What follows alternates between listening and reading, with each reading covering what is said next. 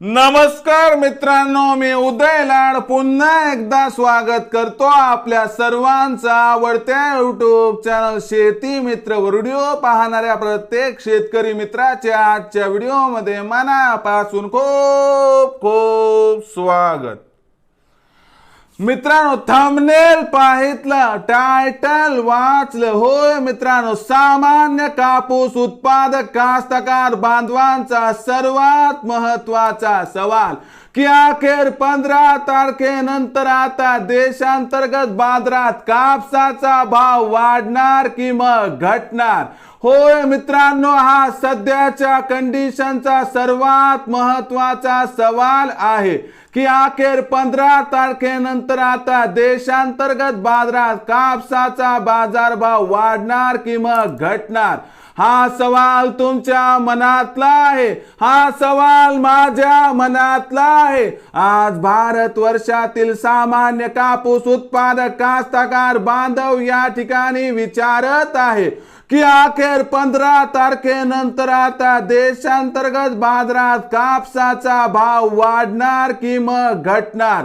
या प्रश्नाचं अचूक उत्तर जाणून घेण्यासाठी आपण सर्वांनी हा व्हिडिओ आता सुरुवातीपासून शेवटपर्यंत पाहावा।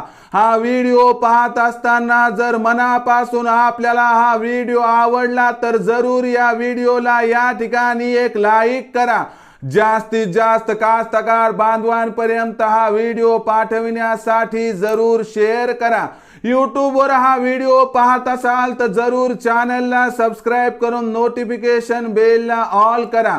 फेसबुक वर हा व्हिडिओ पाहत असाल तर जरूर फेसबुक पेज शेती मित्र उदय लाड याला लाईक आणि फॉलो करा।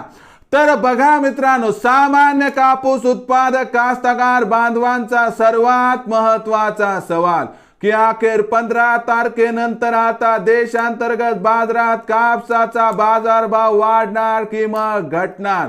होय मित्रांनो, हा सध्याच्या कंडिशनचा सर्वात महत्वाचा सवाल आहे की अखेर 15 तारखेनंतर आता देशांतर्गत बाजारात कापसाचा भाव वाढणार की मग घटणार। या प्रश्नाचं उत्तर जाणून घेण्यापूर्वी सध्या देशांतर्गत बाजारात कापसाची बाजारभाव पातळी कशी आहे ते बघणं गरजेचं आहे।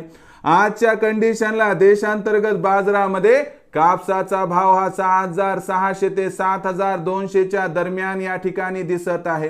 मागच्या 3 महिन्यांपासून कापसाचा बाजारभाव जिथल्या तिथं आहे। मग अशा परिस्थितीत 15 तारखेनंतर काय होणार? बघा, कापसाचा बाजारभाव एवढा खाली आहे की याच्यापेक्षा खाली आता कापसाचा बाजारभाव येऊ शकत नाही। म्हणून एक गोष्ट पक्की की 15 तारखेनंतर देशांतर्गत बाजारात 100% कापसाचा बाजारभाव घटणार नाही। मग वाढणार का? तर होय मित्रांनो, वाढ होऊ शकते, पण प्रचंड तेजीची अपेक्षा सोडून द्या।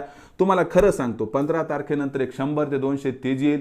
फार तर कापूस 7,300 ते 7,400 पर्यंत पोहोचेल। मला वाटते की 15 तारखेनंतर कापूस 7,500 पार जाण्याची या ठिकाणी शक्यता दिसत नाही।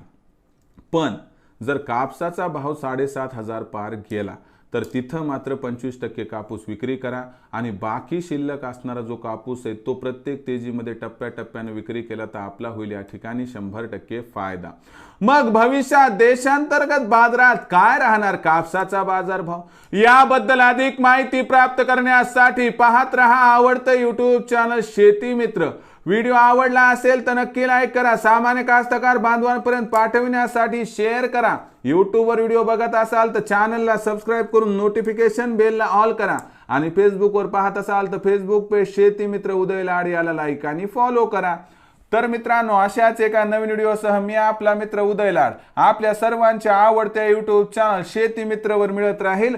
तोपर्यंत माझ्या प्रत्येक शेतकरी मित्राचे आणि कास्तकार बांधवाच्या आजच्या व्हिडिओमध्ये मनापासून खूप खूप आभार।